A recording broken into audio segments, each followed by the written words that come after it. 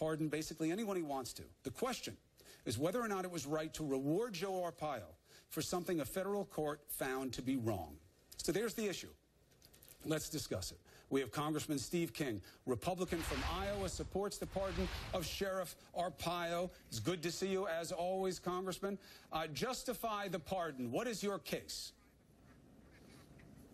Well, I watched this unfold, Chris, and from my seat in the Judiciary Committee in the House of Representatives, and we had Democrats in majority, and we had President Obama elected, and I saw that Justice Department react to, I thought, was the political statements of the Democrats on the Judiciary Committee and start to put the squeeze on Joe Arpaio because they didn't want enforcement of our immigration laws down in Maricopa County. I made a trip down there to visit Sheriff Joe. I wanted to see what was going on. I talked to him at length about his process, and his words to me were that he was avoiding any kind of ethnic profiling. It's really not race, but ethnic profiling, and he's complying with the law. He had a 287G agreement, and he also had, over a period of time, SB 1070, Arizona's immigration law, up until such time as the Supreme Court invalidated parts of it. Right. I said to him, Joe, I'll help you, and he said, I don't need your help. I have all the authority I need to enforce the law. Well, right. Look, the law gets tricky, and I think this is more about the morality than the legality, frankly. I'll talk to you about the law in 1 second, but this is about morality. SB 1070 got knocked down by the Supreme Court in part, not completely. You're allowed to ask for immigration documentation in the enforcement of other laws. Joe Arpaio wasn't doing that.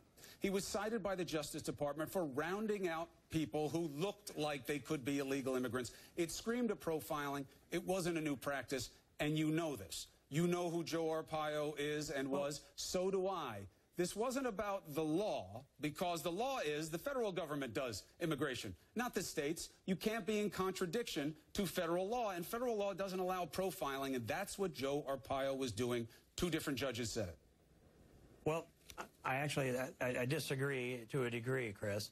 And the first thing is that who would have imagined that a federal government who had support from a state that passed a statute that was designed to match up exactly with federal law so that they could support federal law, who would have imagined that later on the Supreme Court would find parts of that unconstitutional? I don't agree with their decision, but Joe Arpaio couldn't have known that when he put his program in place. Joe Arpaio was living underneath the 287G, or with the 287G but that's why he was told to which is stop. Federal authorization to enforce immigration law. But he was told to stop, and there is no federal law against profiling. Well, first of all, I heard that you've been saying that. Profiling is wrong. It is found wrong under the law. It is found wrong as a practice by the Justice Department. That is what they told Joe Arpaio he was doing, and they said, I don't agree. Stop it. What do you not agree with? I don't agree that profiling is wrong. In fact, if you would take profiling away from the tools of law enforcement, you couldn't describe a criminal in any way whatsoever. No, I will say hold on. that there's been a directive from the Justice Department. There's what happens when you profile? Racial profiling and profiling. Let's not generalize. There's a difference between racial profiling and broader profiling with all of the descriptions that are there. And I say it's wrong too, and the Justice Department has issued a directive that says you shall not racially profile if that's the only component. How is that not what Joe Arpaio was doing? A broader profile. What broader profile? He was rounding up brown people. No. He was rounding up brown people, some of whom wound up being citizens. And that's what his guys were doing. And what did his defense lawyers say? You know what they wound up saying after all the bravado? The implication is, after all the bravado to reporters saying, I'm going to continue. I don't care what the judges say. That's called contempt by definition, by the way. And this is supposed to be a law and order presidency. You're supposed to be a law and order guy. He then said, hold on a second, Congressman. He then said, well, if you don't agree with him defying the federal judge, then you agree with him being convicted of that crime. Because that's what he was convicted of. There was a contempt order, and he violated it. He then said, through his lawyer, that he unintentionally violated the law. It was an unclear order. Now, I know this is his lawyers, but Joe Arpaio had a chance to do it the right way, and he didn't, and he boasted about it, and now you're defending his flouting of the law. Why? I'm saying this. I don't agree with him for defying the judge's order, but we also should remember Judge Snow issued an order that was judge-made law, and it wasn't consistent with federal statute, and there's nobody that can quote a federal statute, a law, against what Joe Arpaio did. He said mistakes were made. That's how he defined what happened. But I don't know how you enforce immigration law in Arizona and not have some Hispanics caught up in that effort. Nobody's saying that is what happens. Nobody's saying that you're not going to have Hispanics caught up in it or Latinos caught up in it. It's that you're not supposed to just be looking for those. But you said he rounded up brown people. Yeah, that is what he did. I'm not saying it. It's what the Justice Department said. And you're well aware of these facts, whether or not you agree with this practice is something else. How do you avoid doing that if you're going to enforce immigration law? Well, what eventually, you do is every once in a while, you'll get somebody that is a citizen yes, I know. by accident. That was a mistake. It wasn't by accident. It wasn't by accident. It wasn't by accident. That's the whole point. He was ordered not to do the practice anymore, and he boasted that he would. What was the practice? The practice was rounding up people just because they looked like they might be undocumented immigrants. The facts were never in question. Joe Arpaio never said the court had it wrong. Let's remember this. He said he was going to keep doing it anyway, and I think you're defending it because you like what he was doing. So let's remember this. Every law enforcement officer in the United States of America, up until the Obama administration, had authority to assist and participate and initiate immigration enforcement. They had that. And the Obama administration turned this around, and they used Clinton appointee judges to make judge-made law, and Joe Arpaio had the rules changed on him in the middle of things, and yes, he defied the order of the judge, but he didn't violate federal law. He violated, of course, as we agree. So the Supreme Court comes up with a ruling. Supreme Court comes up with a ruling 5-3. Scalia may rest in peace. He didn't like it. There was dissent. Nobody's saying there wasn't, but it was the law of the land. That's what the Supremacy Clause would dictate, right? So they come forth and say, you can't just go round up brown folks because you think they might be illegal aliens, as Joe Arpaio would call them. You have to be enforcing another law. You can ask for immigration papers. If they don't have them, you proceed on that basis. The law was clear.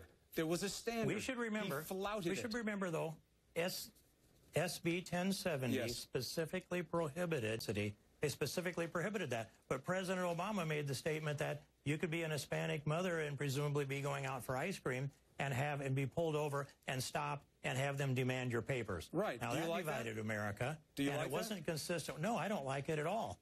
But the language in SB 1070 prohibited that there be anyone targeted because of race or ethnicity for that specific purpose. But as long as it is part of a list of other things, profiling is necessary for law enforcement. Racial profiling set by itself is wrong. But you say racial profiling as if that wouldn't capture what was happening here. Obviously, if you're targeting a group of people because of their demographic qualities, their physical qualities, not their behavior, you're going to run into trouble with the law, and that's what Joe Arpaio was doing. And he was found in contempt by two different judges. So now the president, who is the law and order president, he says, we must respect the rule of law unless he doesn't like that rule of law. And then he calls the man who flouted the law a hero and pardons him. He takes away every sense that the justice system had judged this man and found him lacking. You agree with that? Well, no, not the way it's characterized, but I'll say this, that I have been making this case on the Judiciary Committee in the airwaves, and I don't remember if I've actually written about it or not, but I'm concerned that Americans believe that the broader definition, not racial profiling, but profiling itself, that they believe somehow there's a federal law against it, and that it's wrong. And I want to make the point, it's necessary for law enforcement to be able to characterize the people that they are looking for. It gets slippery. Remember, remember how... And that's why there's a directive from the Justice Department. That's and I think that's an appropriate directive. And the sheriff flouted it. And why is it a slippery slope? You've lived this slippery slope. Because when you start learning about some, you start judging all. And that's where the cantaloupe calves came from, right? I know that you've apologized for it. I know you said it was taken out of context. No, that's not right, Chris, but I'm a little surprised you bring that up. Well, because, you should remember the cantaloupe calves was about drug smugglers. I know. And I insist that I have the right to insult drug smugglers. Well, I have the right to insult It's not about whether or not you have the right. It's about whether it is right. The idea that you can identify drug smugglers by their calves is silly. Congressman, it's silly, and it paints a group of people in a certain way. And the statement that I made is completely and demonstrably true. That people who smuggle drugs have cantaloupe calves, and that's how you know.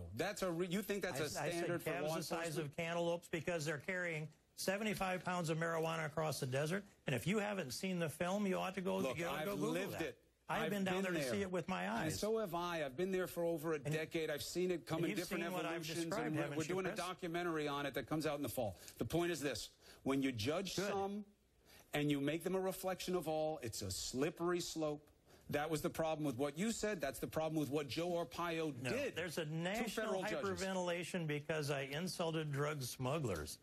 And that's a characterization of the country that I'm concerned about. You insulted Latinos by saying the calves show that they're drug smugglers. I painted no one else except the drug smugglers. But that's silly. Look, it is not what I said. You have to understand why it hurts You've got to look at what I said, not what people characterize as what I said. And I will stand on that statement for a lifetime. It's accurate, it's objective, and it's a fair characterization. And it came from the Border Patrol, who deal with it every day. And I go down there and ride with them and spend my time with them. I was just with the Border Patrol, and we were talking about this, and I couldn't find one Border Patrol agent who says, yeah, we can always tell the drug smugglers by the size of their calves. You know, I mean, it's just painting people in a way... Well, they're afraid of you, Chris. That is, they're not afraid. Nobody's afraid of me, certainly you, Congressman. What I'm saying is... They're not going to give you that answer because you've already made a big national deal out of this. It creates an ugly reality. Joe Arpaio reveled in that. He liked disgracing Latino people. He liked to separate them. He called his tent city a concentration camp. Dreamers as valedictorians.